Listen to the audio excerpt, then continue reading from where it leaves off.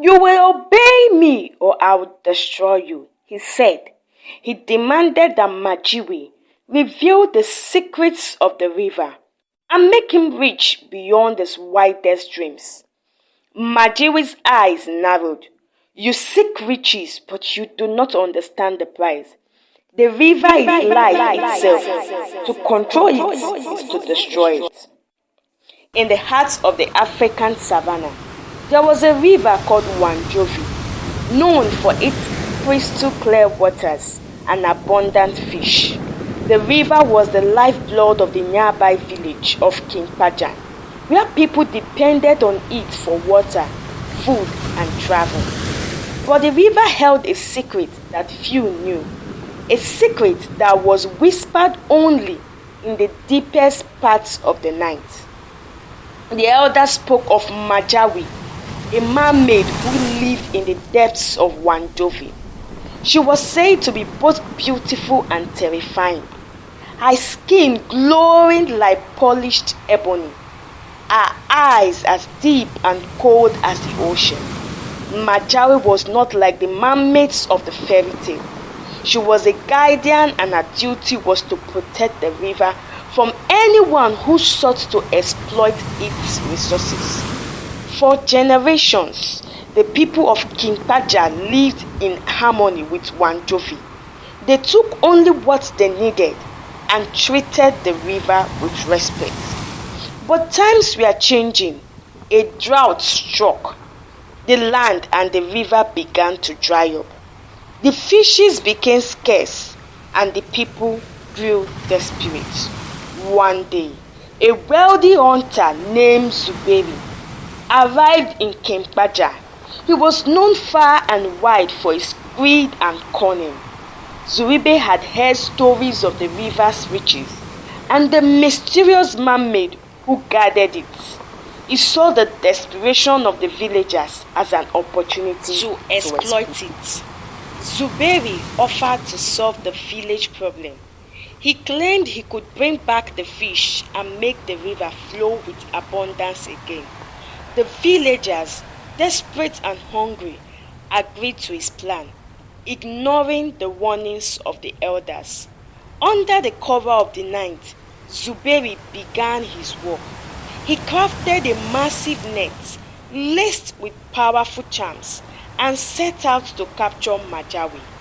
His plan was simple: capture the mermaid, force her to reveal the river's secrets, and control the flow of its waters for his own gain. As he cast his net into the deepest part of Wanjovu, the waters began to churn violently. The river, once calm, turned dark and turbulent. Zuberi struggled to hold onto his net as a powerful force pulled at it. With a final heave, he hauled the net onto the shore, and there, trapped within its tangled ropes, was Majiwe. Her beauty was both mesmerizing and terrifying, her eyes blazing with fury. "Release me, or you will bring a curse upon this land," Majiwe warned, her voice echoing like thunder. But Zuberi only laughed. "You will obey me or I will destroy you," he said. He demanded that Majiwe reveal the secrets of the river and make him rich beyond his wildest dream. Majiwe's eyes narrowed. "You seek riches, but you do not understand the price. The river is life itself.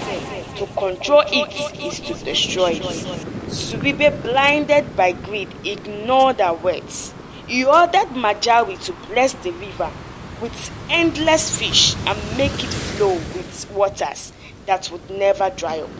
Reluctantly, the mermaid agreed, but she knew that her curse would soon follow. The next morning, the river overflowed with fish and the waters rose higher than ever before. The villagers rejoiced and Zuberi became a hero. He built a grand house by the river and began to amass wealth, taking more and more from Wanjovu. But the river's gifts were not without a cost. Strange things began to happen. The fish, once abundant, became bloated and diseased. The waters, once clear, turned dark and foul. Crops began to wither, and a strange illness spread through the village. The people of King Baja grew fearful and realized that Zuberi's greed had angered the river. One night, as Zuberi slept in his grand house, he was awoken by a terrible noise. The river had risen to unnatural levels, flooding the land.